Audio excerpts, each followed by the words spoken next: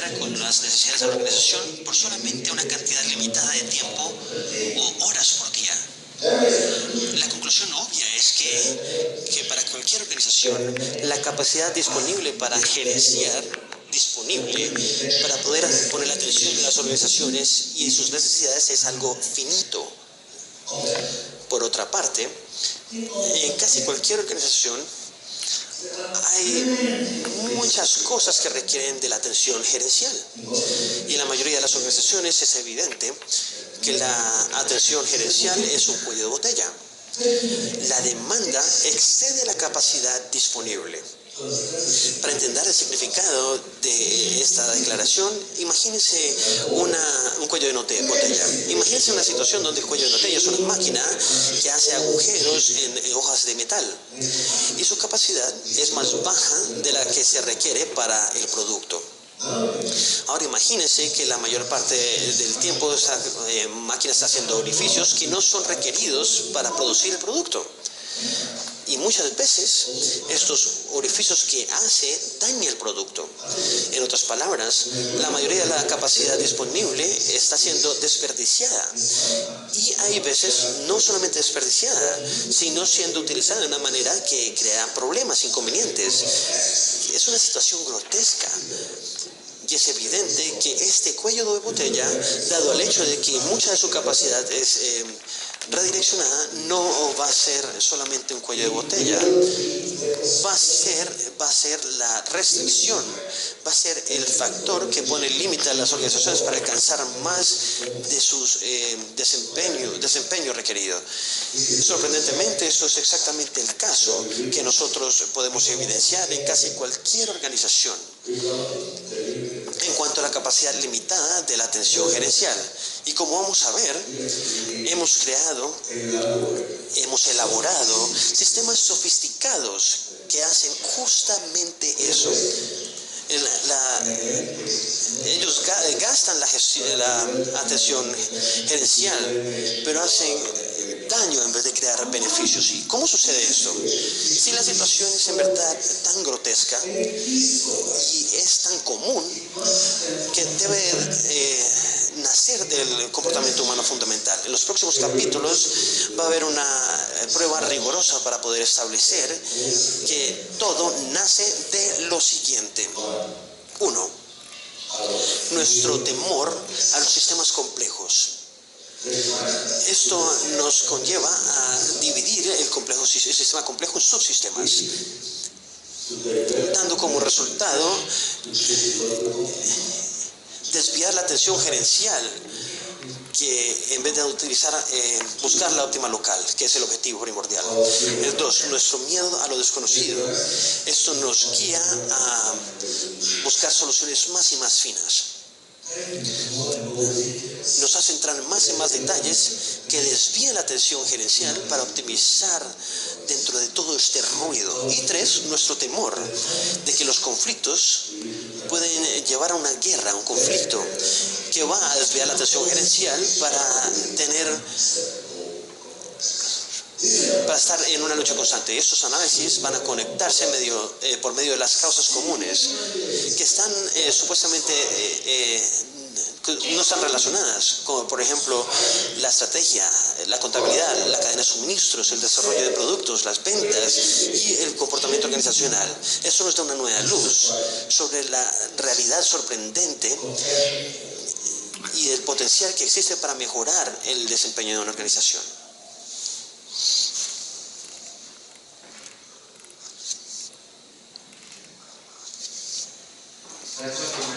Eso es lo que alcanzó a escribir. Vamos a repasarlo en conjunto para poder entenderlo.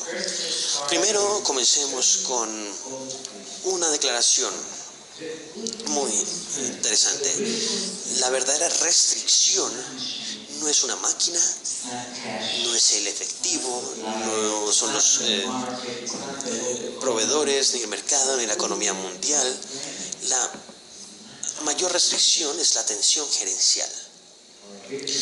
Nuestra habilidad para poder lidiar con los resultados, que tiene que ver con los requerimientos que están en conflicto. Y hay tres mecanismos fundamentales que distorsionan y desvían la atención gerencial. ¿Qué significa gastar la atención gerencial? Eso significa que no estamos enfocándonos en lo correcto. Por eso es que estamos gastando la atención. Distorsionar significa que inclusive cuando estamos enfocados en lo correcto, nuestras decisiones o resultados no son buenos para la compañía o la organización. Hay tres mecanismos fundamentales. Fundamental significa que existen en todos lados, que distorsionan y gastan, desperdician la atención gerencial. Déjenme leerlo en la forma que mi padre lo escribió y después lo exploramos más a detalle. Primero está el miedo a la complejidad. ¿Cómo lidiamos con la complejidad? Esto hace que dividamos los sistemas en subsistemas y esto hace que dañemos la óptima local. Puedo explicarlo en la próxima diapositiva. El segundo, el miedo a lo desconocido, a la incertidumbre. Esto hace que hayan resoluciones o soluciones más y más finas. Y el tercero es el miedo al conflicto, luchar contra los compromisos inaceptables, oscilación constante. Repasemos esto. Comencemos con el primer mecanismo. La forma para lidiar con la complejidad es simplificar el sistema, mejorando el desempeño de los subsistemas. Nuestra organización es muy complicada, mucha complejidad. Es muy difícil que tomemos decisiones rápidas para trabajar con la intuición y controlar todo. ¿Qué hacemos? ¿Cómo podemos lidiar con esto? Vamos a dividir el sistema en subsistemas. Tomemos una compañía grande y tengamos mercadeo, ingeniería, finanzas, operaciones. Tomemos operaciones y tenemos planeación, planta A, planta B, planta C. Tomemos la planta A y tenemos estación de trabajo 1, 2, 3 o A, B, C. Dividamos el sistema en más subsistemas y esto sucede con todas las funciones, ¿correcto? ¿Pueden cerrar la puerta, Héctor, por favor? ¿Qué hacemos ahí?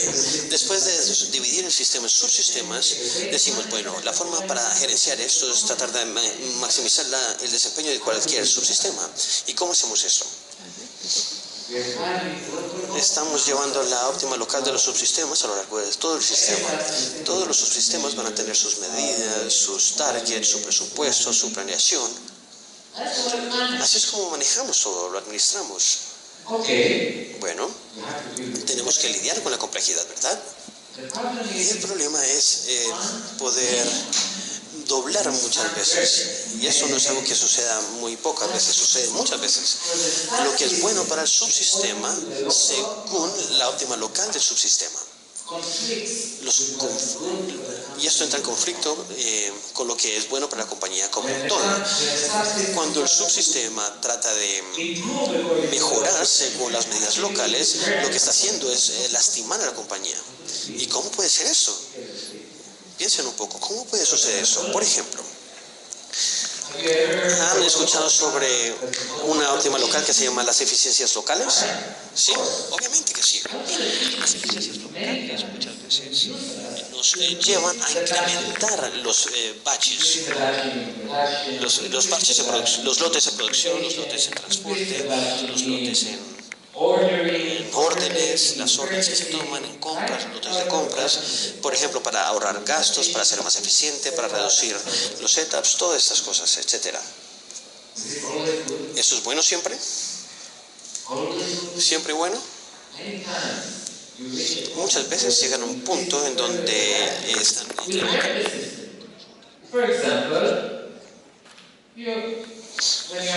Cuando están promoviendo los lotes en todas las eslabones de la cadena, ¿qué va a suceder con los tiempos de rezago? Los lead times van a empezar a alargarse. Y recuerde que el tiempo de reabastecimiento es la clave para poder resolver el conflicto. Entonces, si su tiempo de reabastecimiento se vuelve más y más y más largo, van a terminar teniendo más inventario y menos disponibilidad. ¿Verdad? Y más aún, eso simplemente es un ejemplo, es un simple ejemplo. Muchas veces, tomen cualquier óptima local de su sistema y van a poder ver que muchas veces simplemente va en contravía del sistema, va a lastimarlo en vez de ayudarlo. Y otro problema que existe es que muy a menudo cuando decimos local o tema de subsistemas vamos a crear conflictos entre subsistemas. ¿Han escuchado, por ejemplo, un conflicto que dice, ¿por qué no producen lo que podemos vender? Y la otra cara es, ¿por qué no vendemos lo que hemos producido? ¿Han escuchado eso alguna vez? Este conflicto, ¿qué es lo que genera? Nadie está trabajando con malas intenciones. El conflicto no está ahí porque alguien es malvado. Viene de la óptima local de ambos lados. ¿Por qué no producen lo que podemos vender? ¿Por qué no venden lo que hemos producido? Y los conflictos entre ingeniería y ventas, ingeniería y producción, y mercadeo y cadena de suministros, ¿correcto? Estamos lanzando un nuevo producto y Dios mío, ¿cuánto inventario tengo del producto existente? ¿Han escuchado sobre ese tipo de conflictos? ¿Qué hacemos?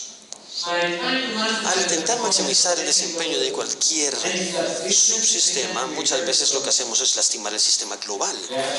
Lo que estamos haciendo es poniéndolo enmascarando el flujo que tenemos que administrar. Veamos el segundo fenómeno.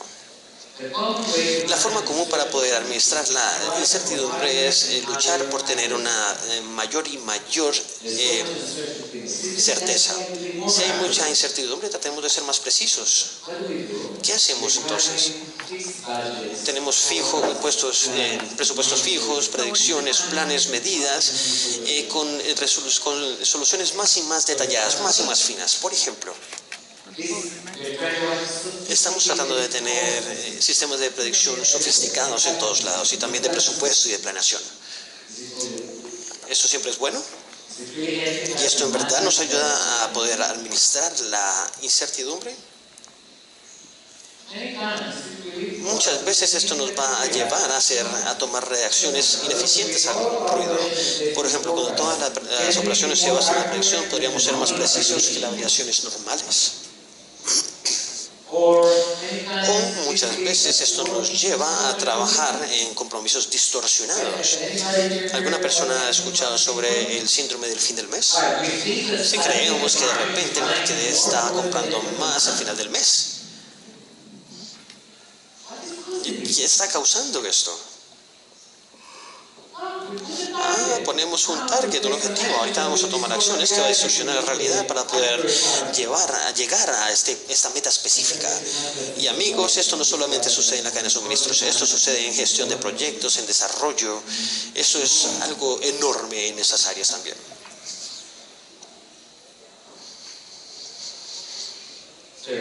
Tercer punto.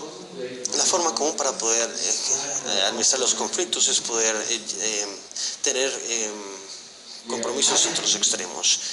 Estamos buscando la optimización a lo largo de todo el sistema. Más inventario, menos inventario. Busquemos el punto de balance. No hay un punto de balance. Por eso es que están balanceándose. Para incrementar el rango o reducir el rango.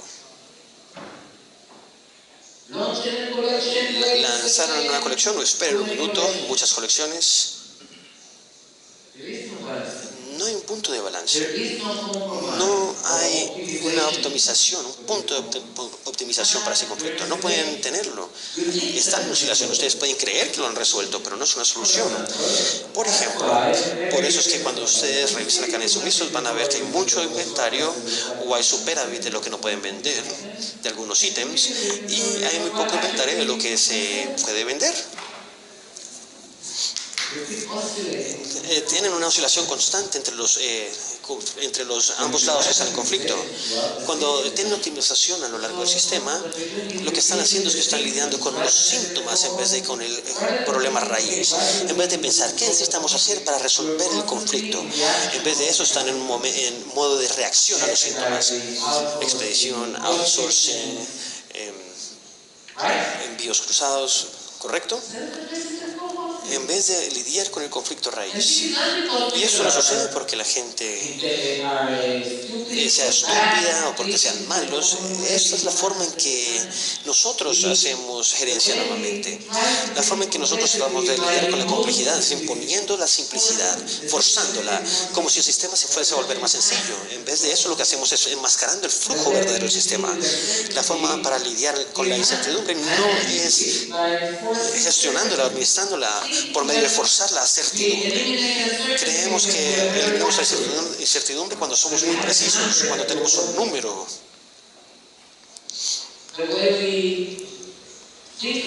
La forma en que nosotros pensamos en que resolvemos los conflictos es poniendo optimización, pensando que es una solución para un conflicto, pero todo lo contrario, están forzando la armonía y así no funciona la armonía, están en oscilación constante.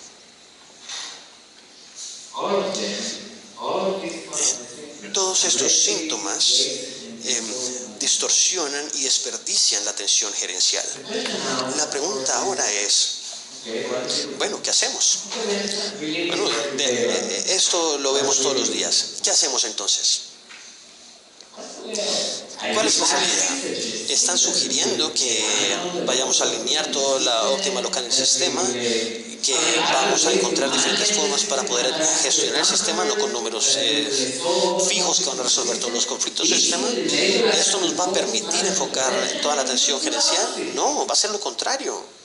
No tenemos el tiempo para tratar de resolver todo, ¿correcto? Claro. Entonces, ¿qué hacemos? ¿Cuál es la dirección? ¿Qué tenemos que cambiar? ¿O hacia dónde vamos a cambiar? A las personas que leyeron la meta, me gustaría recordarles sobre el concepto más fundamental del TOC, o el proceso más fundamental del TOC. Se llama los 5 pasos de enfoque.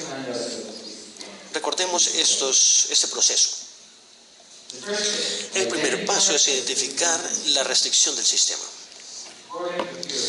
Según el TOC, la teoría de la restricción, todos los sistemas solamente tienen unos números limitados de restricciones. ¿Qué es una restricción? Una restricción es el punto o el recurso en el sistema que va a gobernar el flujo, que gobierna la habilidad que tiene el sistema para generar resultados. Identifiquen las restricciones. No hay muchas restricciones. Si creen que hay muchas restricciones es por la forma en que ustedes están gerenciando el sistema. Pero inherentemente hay muy pocas restricciones, identifíquenlas. Después identifiquen cómo explotar las restricciones del sistema, cómo el sistema debe ser gerenciado para que ustedes puedan tener el throughput máximo, los resultados máximos de esta restricción, porque gobierna su output, su resultado. Deciden cómo explotar eso. El tercero, tiene que subordinar todo a la decisión anterior. Como todos los eslabones de la compañía en el sistema deberían operar para poder maximizar el nivel de explotación de la restricción. El paso 4, eleve el sistema o la restricción del sistema. Agregue más capacidad. Hasta que ustedes pueden explotarlo completamente, va a poder invertir y agregar capacidad adicional. Y el paso número 5, si en los últimos pasos una restricción ha sido rota, vaya al paso número 1. Eventualmente, cuando ustedes estén mejorando su restricción, algo más se va a convertir en una restricción. En ese momento tienen que volver al punto número 1. Este es el proceso más fundamental de TOC que está descrito en el libro La Meta. The Goal, la meta. Amigos, apliquemos esto. Apliquémoslo en la atención gerencial. Identifiquen las restricciones del sistema. Bueno, la restricción más importante es la atención gerencial. Paso número 2, deciden cómo explotar las restricciones del sistema. ¿Qué significa explotar la atención gerencial? Buena pregunta. Obviamente, ya que la pregunté. ¿Qué significa explotar la atención gerencial? ¿Dónde debemos de enfocarnos? Porque si solamente hablamos de enfocarnos, eso no es suficientemente bueno. ¿En dónde debemos de enfocarnos? ¿En qué y cómo? ¿De qué manera? La respuesta genérica es la siguiente. Si nosotros dijésemos que el sistema tiene un conflicto raíz,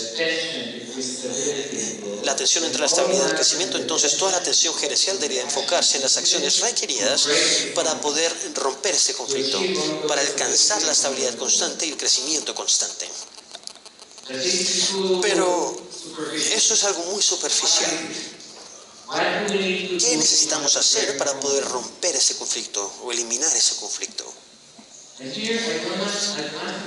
Y aquí no tengo suficiente tiempo para probárselo. Entonces voy a decir la respuesta y después dejo que ustedes a su propio juicio deciden si están de acuerdo conmigo o no. Solamente hay una forma para poder alcanzar la estabilidad y el crecimiento estables. Solo una forma para alcanzar la estabilidad y el crecimiento constantes. Y toda la atención gerencial debería enfocarse en alcanzar esta meta. ¿Y cuál es la respuesta? La única forma para alcanzar la estabilidad y el crecimiento constantes es por medio de la construcción, la capitalización y la sostenibilidad de la ventaja competitiva. La única forma para poder alcanzar la estabilidad y el crecimiento constantes es si ustedes tienen y han construido una ventaja competitiva. Después les voy a explicar qué significa eso. Si han construido las capacidades para capitalizar sobre su ventaja competitiva y han creado la capacidad para poder sostener la ventaja competitiva. Cuando están haciendo estas cosas, y esto es un proceso constante, porque cualquier ventaja competitiva es temporal, y solamente cuando están haciendo eso van a poder tener un crecimiento y una estabilidad constantes. Déjenme mencionar un par de palabras sobre la ventaja competitiva y qué es lo que lo crea. Cuando ustedes piensan sobre la ventaja competitiva, si ustedes analizan la posición versus la de sus competidores, su punto de partida está mal. La forma para lidiar con la ventaja competitiva no es enfocarse en dónde están ustedes en comparación de la competencia. Eso va a hacer que piensen mucho dentro de la caja. El punto de partida para poder evaluar una ventaja competitiva es lo que nosotros llamamos el valor. El valor. ¿Cuál es el valor del mercado o para el mercado? Y lo definimos de la siguiente manera. Nosotros decimos que una ventaja competitiva se obtiene cuando tu compañía tiene la habilidad de eliminar una limitación significativa para el mercado. Cuando la compañía tiene la habilidad de remover una limitación significativa para el mercado. ¿Qué es una limitación? Una limitación significa que el mercado tiene un requerimiento significativo en el cual tienen problemas para satisfacer. Les voy a dar un ejemplo. Digamos, por ejemplo, que tu compañía le presta servicios a los vendedores al por menor o retailers. Sus clientes son los minoristas. Una de las restricciones más grandes o limitaciones más grandes que tienen los minoristas es su retorno de inventario, su habilidad de tener retornos más grandes sobre su restricción. ¿Y cuál es la restricción de un minorista? El dinero o el lugar, ¿verdad? El efectivo, el lugar o espacio. Mucho de su dinero está invertido en inventario o en espacio. Si ustedes están prestando servicios a los minoristas, su pregunta número uno debería ser: ¿cómo voy a poder remover o reducir esta limitación que tiene el minorista para aumentar dramáticamente sus retornos de inventario de mi producto, obviamente? Después van a tener la habilidad de generar mucho valor. Es un ejemplo solamente, obviamente hay muchos más ejemplos. Si ustedes construyen una ventaja competitiva, esto no es suficiente, tienen que capitalizarla. ¿Cuántos de ustedes conocen ideas buenas que generen mucho valor? Sin embargo, hubo una falla al obtener la colaboración de otras personas. Fallaron en vendérselos, en capitalizarlo. ¿Cuántos de ustedes conocen productos maravillosos que están fuera de stock y por eso la compañía no pudo capitalizar en la ventana de oportunidad que estaban teniendo? Si no es suficiente tener la ventaja competitiva, tenemos que aprender a capitalizarla, cómo convertir esto en una demanda.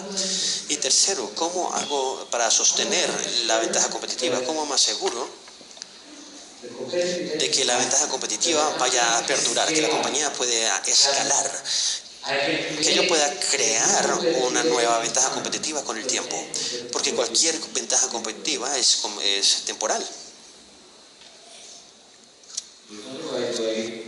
Solamente hay una forma para explotar la tensión gerencial: construir, capitalizar y sostener la ventaja competitiva. Cuando la atención gerencial se enfoca en las acciones que no contribuyen a esos 3 puntos, van a gastar su tiempo, a desperdiciarlo. Tal vez tengan que hacerlo dentro de su realidad, pero entiendan que no están lidiando con el conflicto raíz. ¿Cuál es el paso número 3? Subordinar todo lo demás a la decisión anterior. ¿Qué queremos decir con esto? Sin importar cuál fuese su decisión al explotar la restricción, sin importar cuál fuera el contenido que ustedes tuviesen sobre cuál es la ventaja competitiva que están construyendo y cómo van a capitalizarla y cómo van a sostenerla, este plan detallado que ustedes tienen, van a haber fuerzas en el sistema que van a trabajar o ir en contra del plan, que van a evitar que ustedes logren su objetivo. Y tienen que subordinar estas fuerzas a su decisión. ¿Y cuáles son estas fuerzas? Remover los mecanismos que están bloqueando la atención gerencial para que construya, capitalice y sostenga una ventaja competitiva. Identifiquen las restricciones clave y protejan el flujo. Eliminen la óptima local. No tienen que cambiar toda la óptima local. Encuentren la óptima local que está interrumpiendo el flujo, porque seguramente van a haber muchas óptimas locales que están interrumpiendo el flujo. Corrección, tomen medidas, porque eso va a permitir que construyan, capitalicen o tengan una ventaja sostenible. Eliminen el ruido por el exceso de datos y mucha precisión.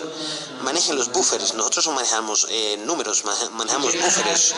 No podemos tener un número exacto del número de inventario que tengamos. Nunca van a tener un número exacto. Tienen que entender cuál es el buffer y cómo manejarlo dinámicamente. Y no tenemos el tiempo para explicar cómo se hace eso, pero es la forma adecuada de hacerlo. No optimicen sobre conflictos clave. Enfoque su atención para los retos, las asunciones y encontrar soluciones gana-gana. Tener más inventario, menos inventario. Aquí no hay una optimización para ese conflicto. No hay optimización. Tienen que resolver el conflicto. Ya les di la clave. El tiempo de reabastecimiento, esa es la solución. ¿Qué necesitamos? Bueno, vamos a llegar al final de la presentación. ¿Qué necesitamos para romper con este conflicto a raíz de la compañía? Necesitamos crecimiento, necesitamos identificar el requerimiento significativo del mercado y que el mercado pueda satisfacer hasta un punto y que ningún otro competidor pueda hacerlo. Necesitamos estabilidad. Las mismas acciones que construyen la ventaja competitiva de la compañía deberían de traer más estabilidad rápidamente, aumentar la eficiencia, el dinero, controlar las inversiones, las mismas acciones. De lo contrario, no están rompiendo con el conflicto o eliminándolo. Y necesitan armonía. Necesitan sincronizar las emociones del sistema para que trabajen en conjunto. La óptima local va a evitar que hagan eso. Tienen que sincronizar todo. Y estoy seguro, o espero estar seguro, de que todos ustedes hayan entendido y que su pregunta principal sea, bueno, Rami, ¿cómo hacemos esto? Bueno, tengo una hora. ¿Qué les puedo decir? La evolución completa de la teoría de las restricciones, el TOC que mi padre estuvo desarrollando en los últimos 10 años, fue creada para darles la respuesta para eso. Y es posible, y hay soluciones robustas para que las compañías puedan aplicarlo. El conocimiento está disponible para que ustedes lo puedan acceder. Nosotros en el grupo Colruyt también estamos colaborando con universidades, con la ANDI, dentro del sistema, en Cali, en esta región, para poder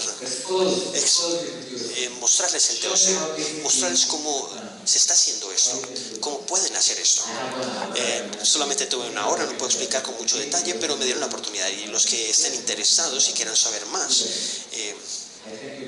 pueden hacerlo. Les doy las gracias y eso es todo.